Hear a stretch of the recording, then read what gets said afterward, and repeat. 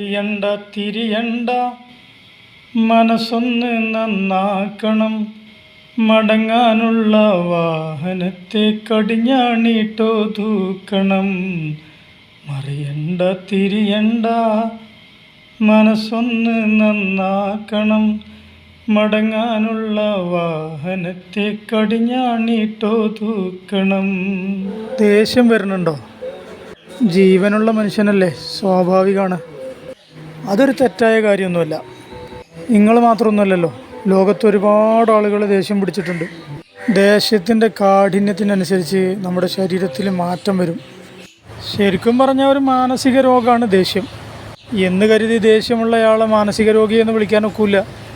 ദേഷ്യം നിയന്ത്രിക്കാൻ മനുഷ്യന് പറ്റാതാകുമ്പോഴാണ് മാനസിക രോഗമായി അത് മാറുന്നത്. ദേഷ്യം മാത്രമല്ല, ഉന്മാദവും സന്തോഷവും ഒക്കെ അതിരുവിട്ടാൽ മാനസിക രോഗമാകും. സന്തോഷത്താൽ മതിമറക്കുക എന്ന് കേട്ടിട്ടില്ലേ? എന്തെങ്കിലും അക്രമം കാണിച്ചെങ്കിലേ ദേഷ്യം ശമിക്കൂ എന്ന അവസ്ഥ മാനസിക രോഗമാണ്. കോപാന്ധനാകാതെ സ്വയം നിയന്ത്രിക്കാൻ കഴിയുന്നവനാണ് നിങ്ങളിൽ ഏറ്റവും ശക്തനെന്ന് പ്രവാചക വചനമുണ്ട്. കോപത്തെ നിയന്ത്രിക്കാൻ നിരവധി പ്രായോഗിക മാർഗങ്ങൾ നിർദ്ദേശിക്കപ്പെട്ടിട്ടുണ്ട്. നിൽക്കുന്നവൻ തൽക്കാലം ഇരിക്കാൻ ശ്രമിക്കണം. ഇരിക്കുന്നിടത്ത് നിന്ന് എഴുന്നേറ്റ് പോവുക. പറ്റുമെങ്കിൽ ഒന്ന് കിടക്കാൻ ശ്രമിക്കുക.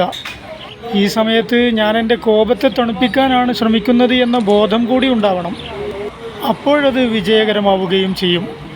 വിശ്വാസികളോട് അംഗസ്നാനം ചെയ്യാൻ, അതായത് വുളു എടുക്കാനാണ് നിർദ്ദേശം.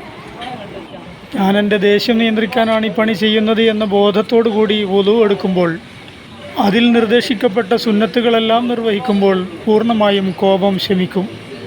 അത്യാവശ്യ ഘട്ടങ്ങളിൽ ദേഷ്യം പിടിക്കാത്തവന് പ്രത്യേകിച്ച് മാറ്റങ്ങൾ ഉണ്ടാക്കാൻ സാധിച്ചു കൊള്ളണമെന്നില്ല. വിശ്വാസിയുടെ സ്നേഹവാത്സല്യങ്ങളും കോപവുമെല്ലാം ഇലാഹിയായ പ്രീതി ലക്ഷ്യം വെച്ചുകൊണ്ടുള്ളതാവണം. അല്ലെങ്കിലും ക്ഷണികമായ ഈ ലോക ജീവിതത്തിൽ നമ്മളെന്തിന് മറ്റുള്ളവരോട് ദേഷ്യം പിടിക്കണം? തീപാറുന്ന കണ്ണുകളുമായി സിംഹഗർജനം മുഴക്കി കോപം പ്രകടിപ്പിക്കുന്നവരറിയുന്നില്ല അവരുടെ ശരീരത്തിന് ഒരു നിലക്കും അത് ഗുണം ചെയ്യുന്നില്ല എന്ന്.